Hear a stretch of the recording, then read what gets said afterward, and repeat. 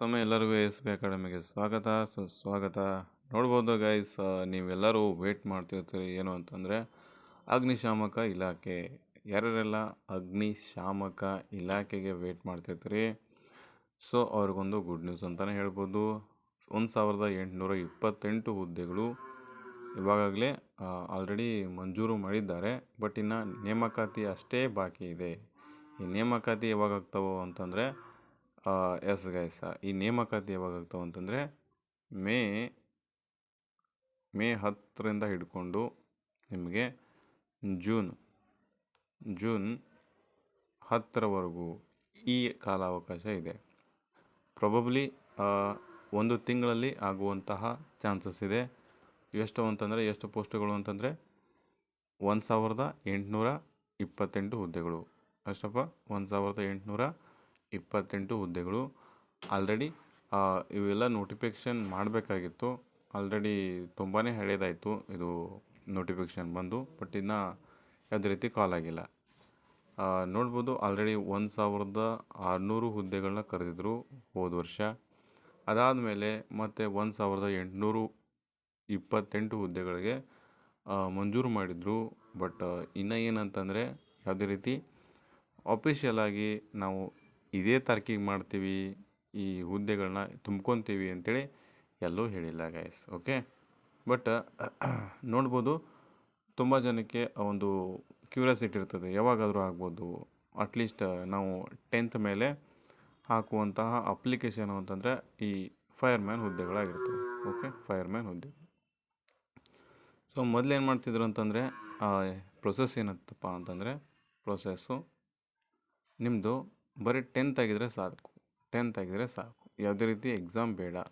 ಒಂದು ಎಕ್ಸಾಮ್ ಇಲ್ಲದೆ ನಿಮಗೆ ತೆಗೆದುಕೊಳ್ಳುವಂಥ ಹುದ್ದೆ ಯಾವುದಾದ್ರು ಇತ್ತಪ್ಪ ಅಂತಂದರೆ ಅದು ನಿಮಗೆ KPTCL ಬರ್ತದೆ.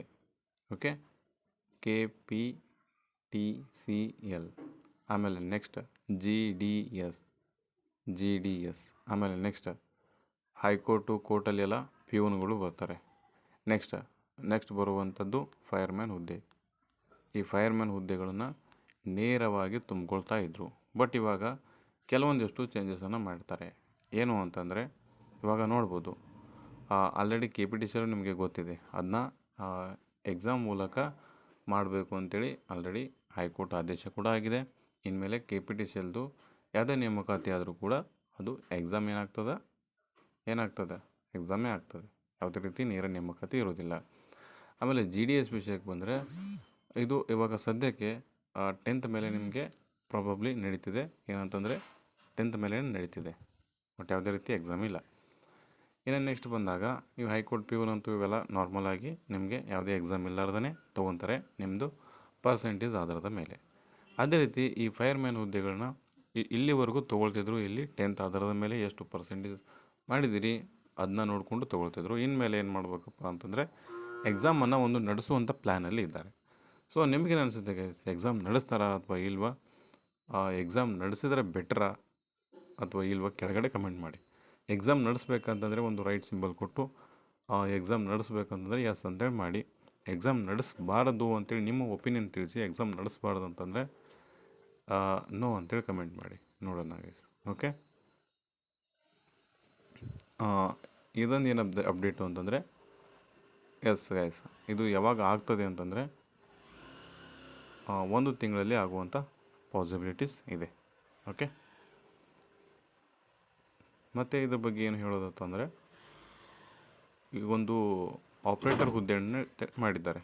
ಈ ಡ್ರೈವರು, ಆಮೇಲೆ ಫೈರ್ಮ್ಯಾನ್ ಹುದ್ದೆಗಳಿಗೆ ಸಂಬಂಧಪಟ್ಟಂತೆ ಇವುಗಳನ್ನ ಒಂದು 3 ಯೂನಿಟನ್ನು ಕೂಡಿಸಿ ಏನು ಮಾಡಿದ್ದಾರೆ, ಒಂದು ಫೈರ್ ಆಪ್ರೇಟರ್ ಅಂತೇಳಿ ಒಂದು ಹುದ್ದೆಯನ್ನು ಸೃಷ್ಟಿ ಮಾಡಿದ್ದಾರೆ. ಆ ಫೈರ್ ಆಪ್ರೇಟರ್ ಹುದ್ದೆ ಅಂತೇಳಿನೇ ಇನ್ಮೇಲೆ ನೇಮಕ ಮಾಡ್ಕೊಂಡ್ಬಿಡ್ತಾರೆ. ಓಕೆ, ಇದ್ರ ಮೇಲೆ ಇದೇನಾದರೂ ಅಫಿಷಿಯಲ್ ಬತ್ತಪ್ಪ ಅಂತಂದರೆ ಬರುವಂಥ ಚಾನ್ಸಸ್ ಇದೆ ಈ ತಿಂಗಳಲ್ಲಿ. ಸೊ ಅಫಿಷಿಯಲ್ ಮಾಹಿತಿ ಏನಾದರೂ ಬತ್ತಪ್ಪ ಅಂತಂದರೆ ನಿಮಗೆ ತಿಳಿಸುವಂಥ ಪ್ರಯತ್ನವನ್ನು ಮಾಡ್ತೀನಿ. ಓಕೆ, ಮತ್ತೇನಾದರೂ ನಿಮಗೆ ಡೌಟ್ಸ್ ಇತ್ತಪ್ಪ ಅಂದರೆ ಕೆಳಗಡೆ ಕಮೆಂಟ್ ಬಾಕ್ಸ್ನ ತಿಳಿಸಿ.